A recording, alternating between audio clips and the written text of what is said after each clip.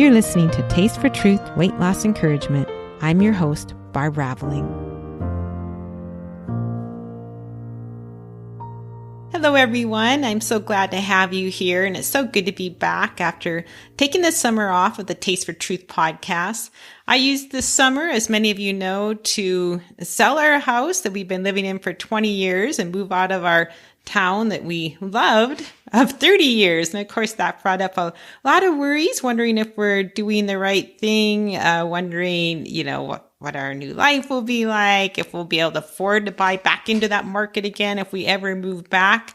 And, these are the things that we all have going on in our life. We all have different worries based on our situation, but the thing I love about God is that He uses those times in our lives to teach us lessons. He's just taught me lesson after lesson about letting things go and trusting Him and not worrying. And I'm sure I will be putting that into a book at some point. I'm actually working on a book on worry right now, which will help. God's kind of teach me how to work through worry. So I'm excited about that. My Philippians Bible study will probably also be delayed just because moving out of our home, decluttering, and that whole process took a lot longer than I thought. I also want to let those of you who have Android phones know that a new I Deserve a Donut app is on the way. Many of you have written to me and let me know that the app no longer works on your new phones. And so I hired a programmer to completely redo that app. And it should be out sometime in the next month or two. I'm not sure when. But until then, I did have a reader write and tell me what she is doing right now because her I Deserve a Donut app doesn't work on her phone. So what she did is she bought a Kindle version of the book, and then she downloaded the Kindle app to her phone. And what she does when she wants to use the donut questions, she just opens the Kindle app. It's easy to go to the table of contents on the Kindle app for that book. And then she just uses those to renew her mind on her phone. And I was thinking you could do the same thing with the Renewing the Mind project. If you bought the Kindle version of that book, you could also renew your mind with those questions on your phone if that's something you'd find helpful. Okay, well, I think that's about it. Let's get to today's interview. Hello, everyone, and welcome to the podcast. It's so good to have all of you here. And I am excited today to have Tammy here. Welcome to the podcast, Tammy. Thank you so much for having me. Glad to be here. Good. Well, tell us a little bit about yourself to get us started. Well, I'm a native Montanan, spent my whole entire 60 years here. I'm married 41 years. Next September 9/11 is our 41st anniversary. So celebrating that, and almost didn't get to have that opportunity. My husband was in a horrible accident 11 years ago. So I've been taking care of him with his brain injury.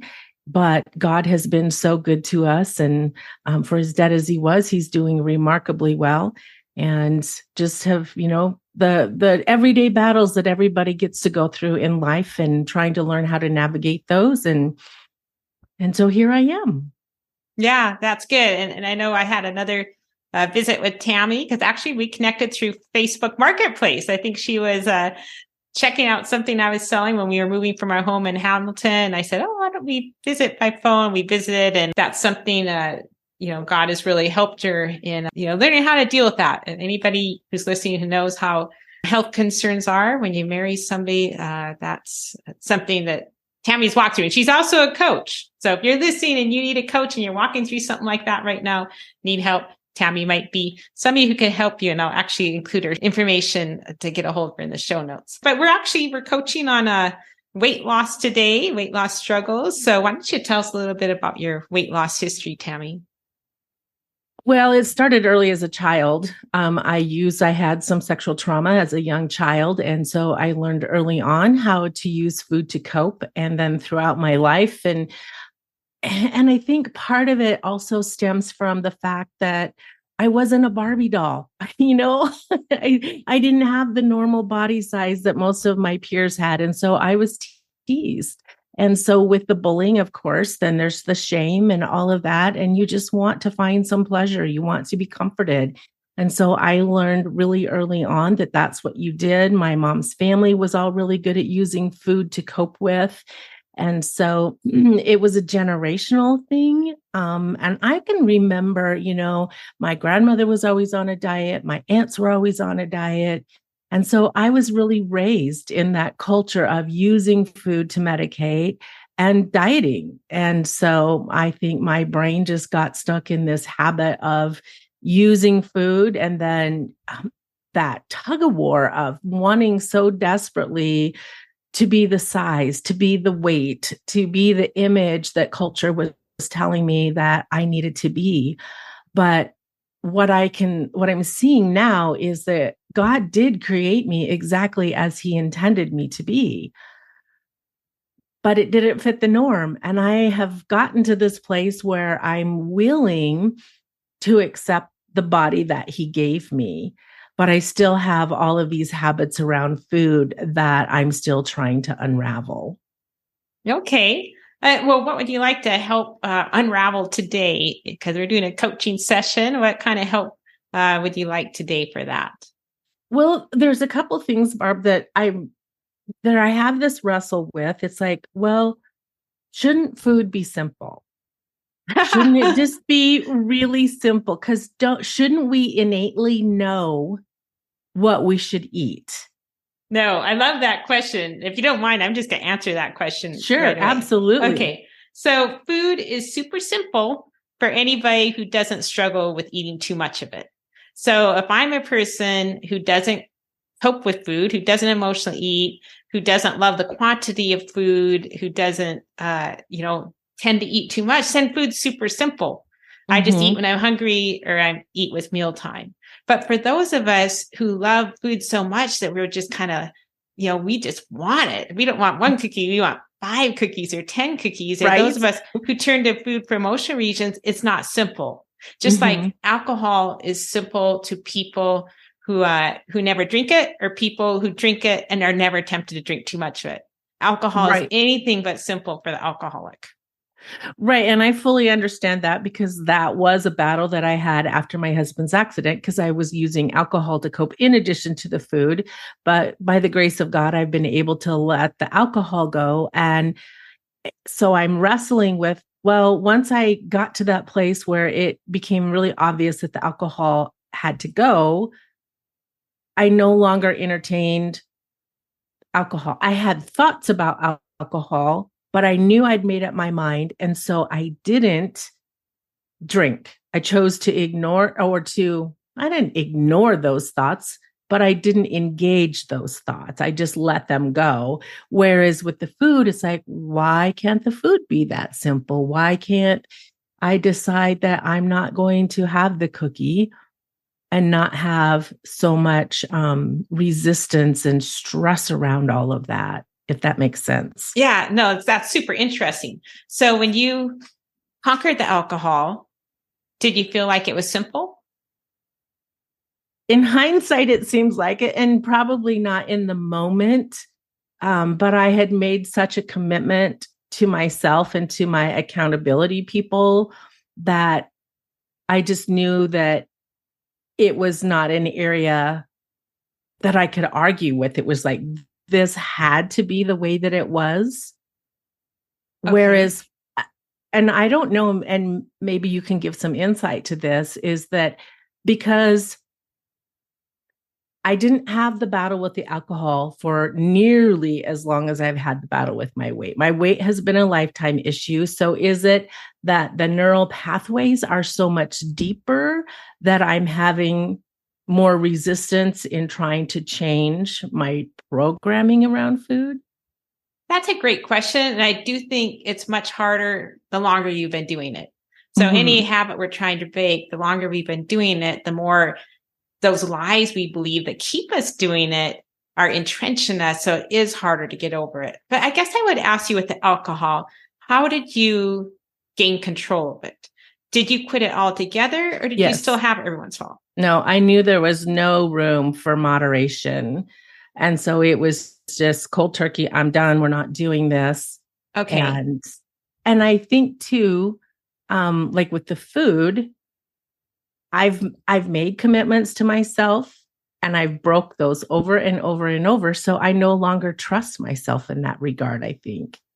Well, what would have happened with alcohol if you said, I'm just going to have it every once in a while, like special occasions or, birthdays, Christmas, maybe a job celebration? What would have happened if you had made that guideline instead of no alcohol altogether? Well, based on my previous history, that would have been the gateway to a binge.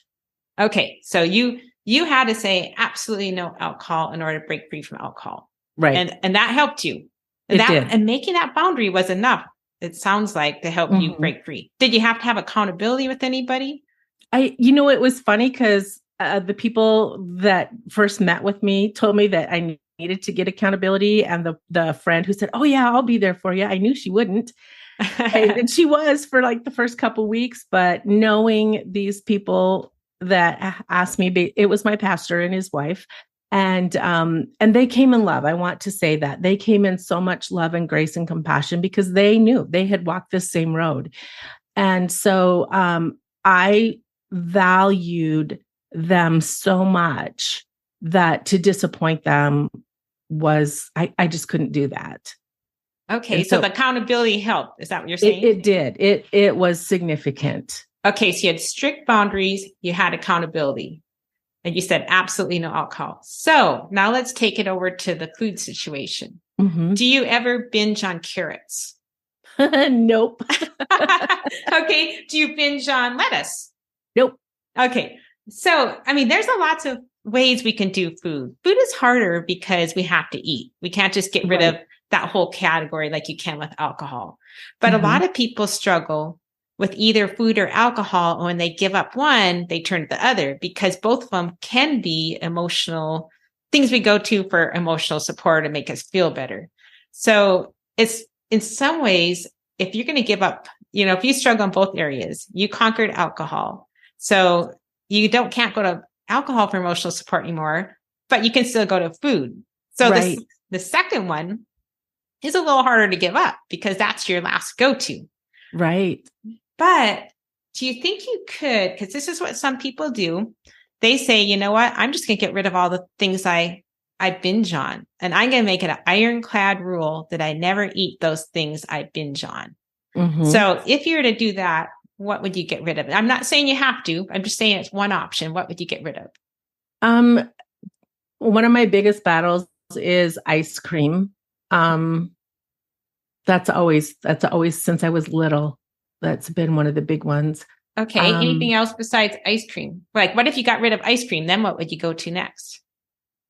What would I binge on next? Mm-hmm. Well, it can be cookies, and it's interesting. I haven't been baking hardly at all for the last several years.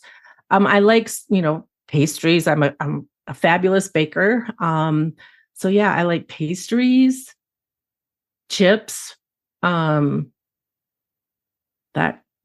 are probably the big things. Okay. So yeah. Lots of fun options. So some people, the people that usually give everything up, a lot of times they'll give up sugar and white flour.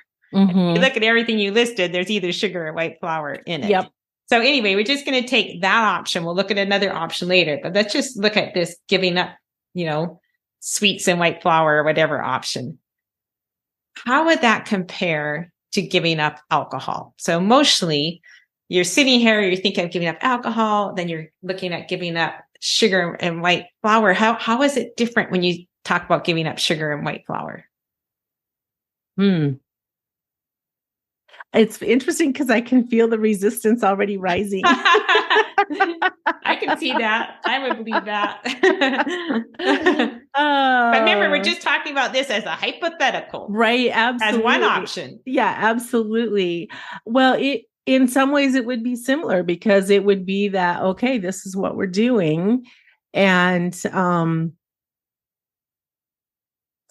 the challenge for me would is I'm known for my baking skills. And so for me to still be hospitable, to be able to bake for someone else and not indulge in it, I have done it before.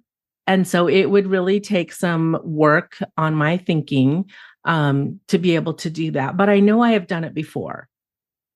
So It is doable. Okay, well, we'll talk about that when we talk about the second option of keeping it in your life. Is there any other ways it'd be, I mean, part of it, you said would be difficult because of who you are. Is there anything else that would make giving up sweets more difficult than giving up alcohol? It's also my husband has a really bad sweet tooth. And so, yeah, he likes to have his stash of stuff. And then that has also been one of the excuses that I've used. Well, I will get him something. And then of course I have to have part of whatever it is that I've got him. So then I'm not baking it. I don't have like a cake in the house or something like that, that it's easy for me to get a hold of, but then I will buy something and bring it home. And so, yeah, that's my sneaky little brain coming in the back door. It'd be like the alcoholic equivalent of going to the local bar to hang out with all your friends that used to hang out all the time and thinking you're not going to drink. Right. Mm-hmm. So, yep. I mean, you can do it. People do it. Yeah. But it does make it a little harder. And now I was thinking some other things I thought would make it harder is, you don't go to church usually and have alcohol. It's not like they have a potluck where they have a million different kinds of alcohol. Right? So potlucks, Bible studies, there's just everywhere you go, there's sugar. You walk down the street, everywhere you go, there's treats.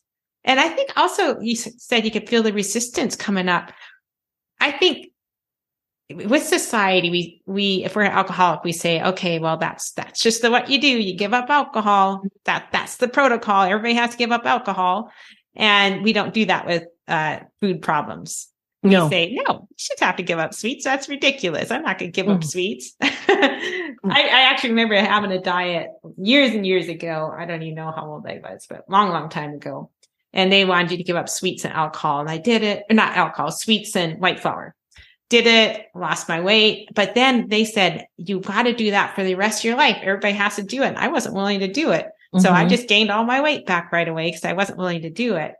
And as an adult, I've taken that second option. So I have, been successful allowing sugar in my life. So I think it's possible, but it's just, you have to work differently. It's harder. And I would also say right now, I am in another no sugar time in my life. Who knows if this will last for the rest of my life or for a season, I don't know. But with our lifestyle, every time we move, there's all these great new sweets in the area. You want to try everything out.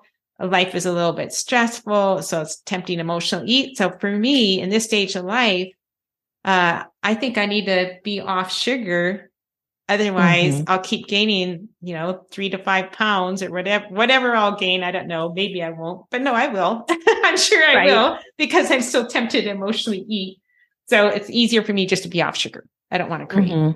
But let's just say you can take the first option, going off sugar, white flour, the whole works, or whatever it is that makes you binge. Because I know when I used to struggle with weight like crazy, I'd find anything in the house to binge on. If I didn't have something fun available, I'd find something not very fun. What would you have to believe? What truths would you have to believe and accept to say, you know what, I am going to take this no sugar option. I am going to go down the no sugar path. What would you have to believe or change? That my health and well-being are worth it. And knowing that I'm dealing with some inflammation in my body, it's very apparent that I really need to embrace this. And because my understanding is sugar causes a lot of inflammation. And I think due to the stress of my husband's accident and the managing, his care for the last 11 and a half years, it has created a lot of chronic stress in my life, which, exacerbates all kinds of other things. And I think the sugar only adds to that. And my mom also has dementia. And so there's another area that, what is it? Obesity is the type 3 diabetes is what they're calling it. What are they calling type 3 diabetes? They're calling it type 3 diabetes. Dementia? Dementia. Yeah, excuse me. They're calling dementia type 3 diabetes because of the way it is similar in the brain, the way that diabetes is, and how weight is so important to controlling what happens in our brain. Oh, that's interesting. Because I think I have heard that sugar can contribute to dementia. Is that what you're saying? Sugar can... No, it doesn't treat it. No, it actually exacerbates the problems in the brain. Okay. Yeah, I do notice if I have sugar at night, the next morning I don't think as clearly. And in Mm-hmm. fact, when we went off sugar, this is just, I don't know, a month ago, I noticed right away my brain was clearer. Mm-hmm. And one of the things that made me stay on the wagon or off the wagon, whatever you call it, is I keep telling myself whenever I saw something great, some sweet treat or like the Dairy Queen or something, I'd say, instead of saying, "Oh, I wish I could have that," I'd say, "Oh, I'm so thankful that I've chosen to live a super healthy life and Mm-hmm. have a clearer brain." And also I'm a pre-diabetic, probably from all those years of binging on sugar. So I'm so thankful that I have a better chance of not getting full-blown diabetes. And so that's one way, if you decide to go that route, that really helped me just kind of brainwashing myself in a good way when I was first going off it. Now it's, I've been off for a month. I'm not that tempted unless I'm, watching somebody eat something in front of my face that looks incredible. um, okay. So that'd be one way to really focus. And so in order to focus, you have to keep telling yourself why you're doing this. Mm-hmm. Is there any other lies you'd have to get rid of or truths you'd have to believe to go down that path? Probably the lie is that you've never been successful. So why do you think you would be this time? Okay. And what would be the truth to that? With God, all things are possible. I believe that. And that I'm really worth it.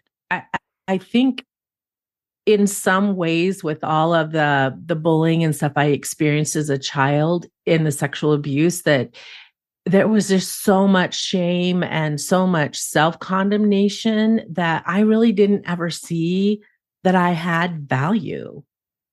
And so why would I be? I guess, and here's the other thing that comes into that just popped up is I know I have also used my weight to protect me from having other sexual advances. Mm. And so I am at that stage now where I fully believe that I can have a man compliment me and still feel safe. And, God has done a lot of work in my heart in that regard. So that is one of the ones that has really, really triggered me in the past is anytime I would get to a weight that I was starting to get attention. When I would get that attention, I mean, the last time it happened 3 years ago, I gained 27 pounds in 2.5 months. Oh, And yeah. yeah. And I And think that's a so, common reaction too. I think a lot of people who have something happen to them like that, they do eat with the idea, well, if I gain a bunch of weight, that won't mhm, happen again. And the truth is that happens because of a person who thinks it's okay to do that, not because we look a certain way. Because otherwise, ex- if we looked a certain way, everybody would be doing that to us. Right. right, right. And so, recognizing that they're the ones with the problem, not me, and I can still be safe. And you're not a kid anymore either. No, no, So I'm not. right now, if somebody did that, you could punch them and beat them up. Right. And there's a lot we can do to fight back. In fact, I was taking a women's self-defense class that our pastor led years ago, and he said one of the best things you can do in attack, and if somebody tries to attack you, is fight back. Because he said Mhm. the vast majority of time, if a woman fights back, then they will leave. They'll say no, it's not. But anyway, that's kind of beside the point in a rabbit trail. But anyway, I can understand that. So that's another thing you'd have to renew your mind about to get over. Right. Yeah, Mhm. because you feel that way when trauma happens when you're young, it affects you and you start believing certain things and you have to fight back with the truth with all those things. Yeah. Okay. Yeah. And I guess another thing I would think you might think that would be different from alcohol is that I shouldn't have to go off sweets. I Mhm. should, Yeah. it should be simple. I shouldn't have to Mhm. go off them. And what would be the truth to that? Oh, that's a good question. Um, the truth is I don't have to go off of them. But the reality of it is that my health would benefit if I choose to go off of them. And also, life might be simpler if you go off of them. And I know Mhm. everybody, it sounds like I'm trying to talk everybody go off sweets. I'm not. But I would say that if you're going to have sweets in your life, a lot of times you will experience craving if you're going through another trial. So either if you're around incredible, unusual sweets or you're going through a trial, you're going to have craving if you're a person who loves sweets and that's happening. And so I think, because I've kind of been going through this trial with moving, adjusting new life and everything. I was craving sweets. And if you have one sweet, it's not like it satisfies you. You're going to crave more. So if you're a sweetsaholic, you're going to crave more, especially if your life is hard right now, going through a hard period. Right. Yeah. And I would like to think that we're through the worst of everything. We finally gotten my husband healed up enough that we're plateauing somewhat. Right. I'd like to think that most of the tension is gone, although now I have my mom with her Alzheimer's, which is also for me an even greater incentive to really put my self-care first. And that's something that God has been really speaking to me about right now, is putting my own oxygen mask on as quickly as I possibly can and setting myself up for success as my mom starts, the declining stage and not knowing what the future with my husband is. And so, I think, and having taken care of elderly people, I used to do the bone density scans for osteoporosis. So I worked with a lot of elderly people. And what I saw is those that took charge of their health fared so much better than those that just let life happen to them. And, I had an 83-year-old lady that would hike to the mountaintops, Lolo Peak here in Missoula. And so, that's where I want to be. I want to be one of those 83-year-old ladies that can still do those amazing things instead of be, stuck in a rocking chair. Yeah, right. Because there's so many times we're healthy and our health goes kaput, but at least if we try to be healthy, there's a lot we can do. I would like to be one of those 83-year-olds too. Right. Last year we climbed 36 mountains last year, and a lot of them, there weren't people my age up there. So, and I'm only 63. So health is a great incentive. Okay. But let's look at the second option. So the first option is get rid of sweets altogether, get rid of white flour. We'll be less tempted. And also, if we take that option, we're probably going to have to renew our minds in order to take it. Because back when I used to try doing that, back in my full-fledged binge days, well, I'd say, I'm going to go off sugar, but then the next day I'd be back on again. And I could say that 20 times a month and be back on and binging every night. So even that doesn't necessarily work. Yes. So it could, sometimes it works, like it worked for you with alcohol. You had accountability, that all worked, but it isn't going to for sure work. So the second option is just put up your boundaries around sugar, whatever you want to do. Put up your boundaries around food, say continue to have the sugar in, but then just renew your mind every time you feel like breaking your boundaries. And in reality, that's really what you need to do to go off sugar too. So the solution is not a certain type of way of eating. So the solution is not 3 meals a day. It's not Weight Watchers. It's not intuitive eating. It's not really a style of eating. Different styles of eating can help us. Going off sweets is going to help some people. For other people, it's not going to help. Intuitive eating will help some people. For other people, not. Same thing with 3 meals a day, Weight Watchers, whatever. So the real solution is to renew our minds, because that's what the Bible says. We have to be transformed by renewing of the mind. We have to change the way we think. And even with alcohol, I'm sure you change the way you think to keep yourself off of it. Because if you were having too much and then you switch to not having enough, how did you change the way you had to change the way you think to change your behavior? So what changed in your mind? I just said, I don't drink anymore. That's what I just kept telling myself is, I don't do that anymore. That's not who I am. And, and that was the biggest thing that really helped me was, one is it was, it was like a holy fear. I think I really feel like God had used my pastors, because he'd been talking to me, he had given me grace for a while. He very clearly told me that my battle wasn't just for me. It was about the other people that I would be able to help. But then it was time. And then the grace lifted. And then there was kind of that holy fear of, this is it. I don't want to be that drunkard that goes to hell. So I think that was a lot of it. And, even now I have a bottle of wine in my garage that I will use for cooking on occasions. And every now and then I'll glance at that and think, you could have a drink of that if you wanted. And it's like, well, that would be stupid. Why would I do that? And Okay. that's how I've learned to approach this, is that that's dumb.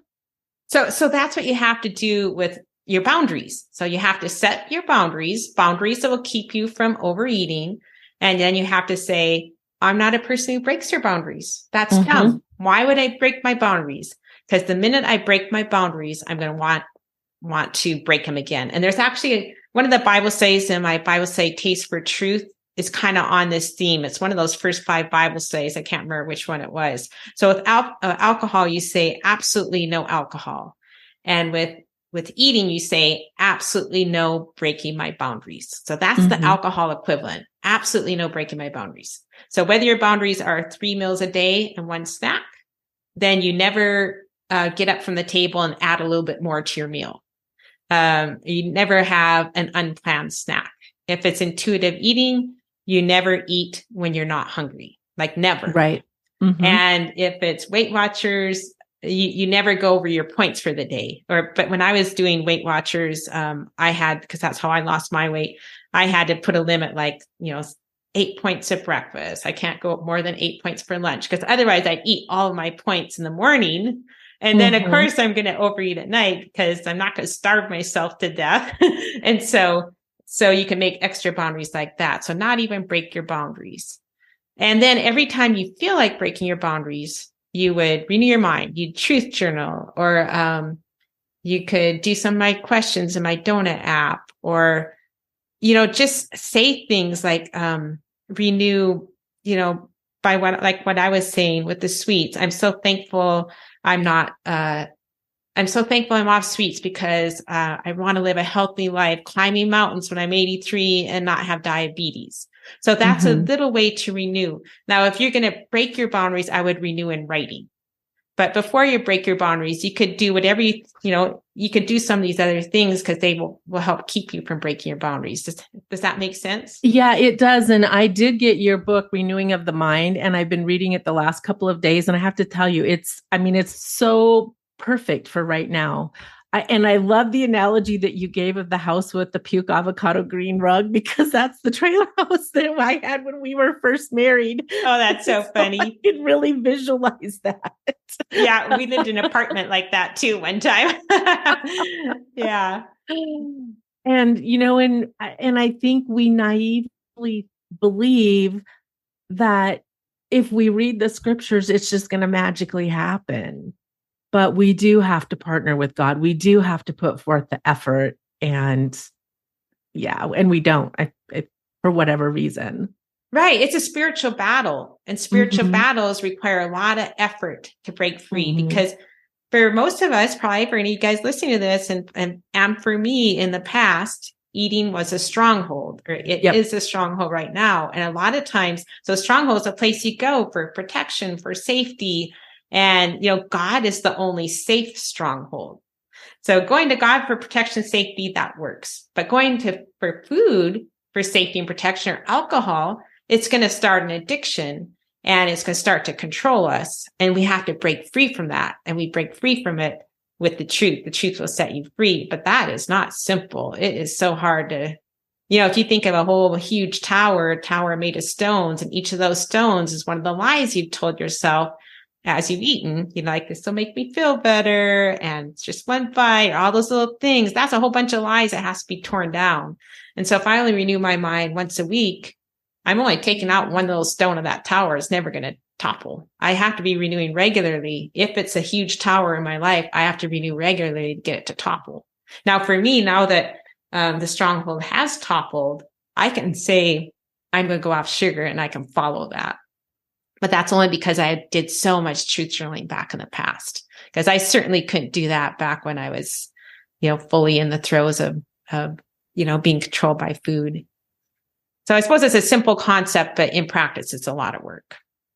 Yeah, it does. It does take so much effort. And I'm just seeing in what you said and some of the things that God has just shown me recently. And I believe it's the Mirror Bible translation, talks about when Satan tempted Eve, he questioned her I amness, the fact that I am actually lives inside of her. And so he was questioning her identity. And I think he does that same thing to us all the time. Yeah. But when we can really understand how complete we are in Christ, that we don't need the cookie or the cake or the pastry or whatever to complete us, he is the only one that can do that. But the fact that that cookie is so readily available and tangible and we get instant gratification makes it the easier choice. Yeah. Yeah. It's definitely the easier choice. And if you guys do, if you're listening, you do struggle with the self-identity part, you can pray through my Bible verses in the insecurity section of I Deserve a Donut. I have a whole bunch of Bible verses there. That really helped me. I prayed through them and I picture God doing what he'd say he'd do in those verses. It really helped me to feel loved by him when I wasn't feeling loved by him. And also Neil Anderson has some I am statements, and I'll include a link to that on the show notes. I've never done that, really prayed through all of his I am statements, but I know a lot of people have, and it's really, really helped them. So that would be one way to help as you're going through this, because as you're going through the breaking free, I don't know of anybody who doesn't experience failure. I mean, right. You're going to experience failure again. You could break your boundaries in the beginning. And so we don't want to go into, oh, I'm so terrible, I'll never get over this. We don't want to go into that land. So we need to renew our mind about that too. Mm-hmm. Yeah. And as far as protecting, I don't know. I don't even know what I want to say, but that taking care of yourself or whatever. Mm-hmm. If you're listening, you're going through a difficult trial, then, the best way to take care of ourselves is to go to God and be in his embrace and be comforted by him and understand that's just hard. Sometimes you have to grieve things a little bit. Okay. Well, let's see. What would you say is your biggest takeaway so far at this point? I think it's just so much more clarity around the whole flour sugar thing is that, I think I almost see it's like Satan has been there just saying, you really can't do this. And all of these lies that he continues to whisper in my ear about what it's going to mean if I go off of flour and sugar. And, is he challenging my identity? Because as a baker, as a cook, that's part of who I've always been. But I can still do it. And also in recognizing that my body, I've known this, but it's just like their clarity comes, I think, with every stone that we take out of that stronghold, that this truly is the temple. And if we really want to have that deep and intimate relationship with the Holy Spirit, that we need to make this temple as habitable as possible. And so, and in my desire to go deeper in my intimate relationship with him, that, hey, it's time to do a little bit of remodeling and, I love and that. see what he'll do. There's a quote, I think it's by Charles Spurgeon, that says, we just wanted to, in the remodeling process, we just thought we'd do just a little bit, but God comes in and he throws out a wing here and another wing over there, and he erects a big tower, and he does this massive remodeling because that's what his vision is. And ours is not big enough. And so this is what I think I'm taking away from this, is that if I will surrender this little thing, these two little things to him, there is so much more to gain that I could ever imagine.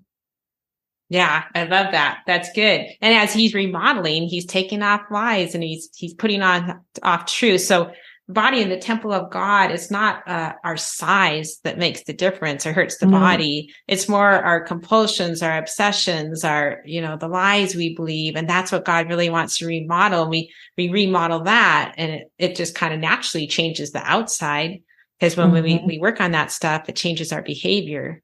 Yeah. So that's a cool analogy. And I guess one last question too, if you were going to give somebody advice, based on, and I don't know, maybe this isn't even a good analogy, but I'd just be curious to see what you say. Because usually if we're doing a victory interview, I'd say, what would you say to the person who's struggling? So I'm just going to ask you, what would you say to the person who's listening to this and they're struggling with weight loss? And even though you're not successful in that yet, based on your experience with breaking free from alcohol, is there anything you could say to that person who's struggling with food, which is just can be a different addictive substance? To not give up. Just really, truly to not give up, because it just goes back to that dismantling of that stronghold. We never know what time or attempt that we make that's actually going to be that final stone that topples that stronghold. That is so good. I really think that that's the key. And, having been through this last coaching program that I just finished, and it, so much around our thinking, and I really realized that I've spent most of my most of my life trying to figure out how to lose weight. So to get out of that mindset that it doesn't have to be about weight loss all the time, that it can be just from understanding that I'm perfectly and wonderfully made, and God is really pleased with me. And if I can let go of all of that resistance to being fat, then it's going to create so much more peace inside of my spirit. And I'm naturally going to start taking the steps. Because it's like that beach ball analogy. When you hold that beach ball under the water for so long, your arms finally get tired and you have to let it go. So when we are resisting this place that we're at, we have this battle, this tension. But when we can finally just take a big breath, let it all go, and say, this is where I'm at today, and today's okay. Yeah. While we make steps to get to where we want to go. That's good. That brings up an important point, because it's just as important to learn how to accept your body where it is right now, as it is important to work on breaking free from the control of food. So they're like opposites in some ways, but learning to accept your body as is will help you actually lose weight, because you don't have all those nights spent binging because you weigh too much. A lot of my binging was thinking I'll never get skinny. So they go hand in hand. And I also speak to what you said about keep trying, because sometimes it's dislodged. I mean, some things we work on for transformation, it's like, oh, we have some truths and all of a sudden we're changed. And in some ways it was like that for you with alcohol. But other things, like me with people pleasing, with procrastination, and more recently with worry, it's like I had to renew a lot about it.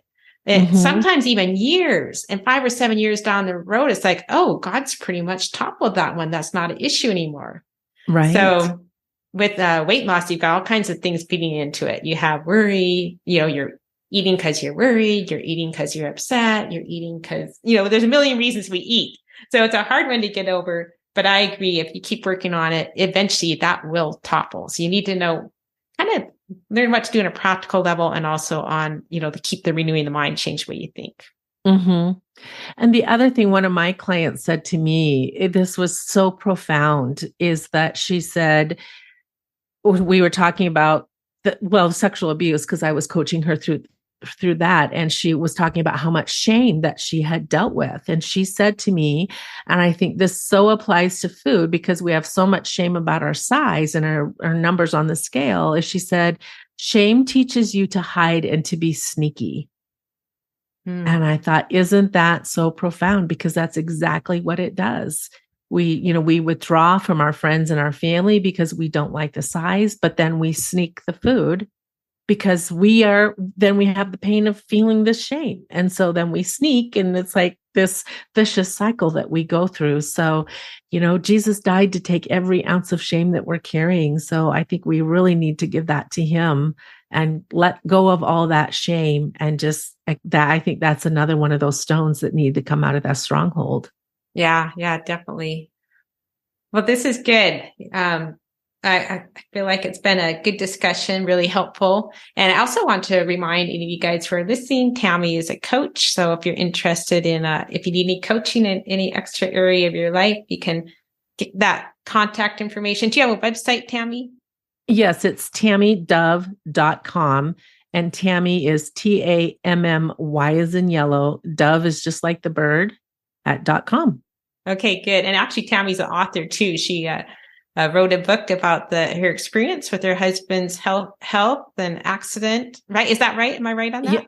Yeah, it's our story about his death, his resurrection, and the medical miracle that he is. And then I also go in and talk about the challenges, of now I had a husband that was incredibly strong and capable, and now he's not. And I had to do a lot of the work, and then also a lot of dying to myself because I didn't like some of the stuff that happened, and also some of the things that he said to me due to his brain injury. And yeah, it has definitely tested my vows of for better or worse. And I've wanted to walk out a couple of times, but God has given me the grace to stay the course and find the silver lining amidst the dark clouds. Okay, good. So that's another resource that you guys can check into. Well, thank you for being willing to be on the podcast, Tammy. It was great to have you here. Thank you so much. This was great fun and helpful. Thank you. And thanks everybody for listening. I hope you have a good week and maybe think about some of the things we talked about. And I hope I encourage you to go back to renewing. Breaking free isn't simple. The process is simple, but the work is not simple. It's super hard. So I encourage you to do the work, do that spiritual attack work this week. And I will talk to you next time. Have a good week.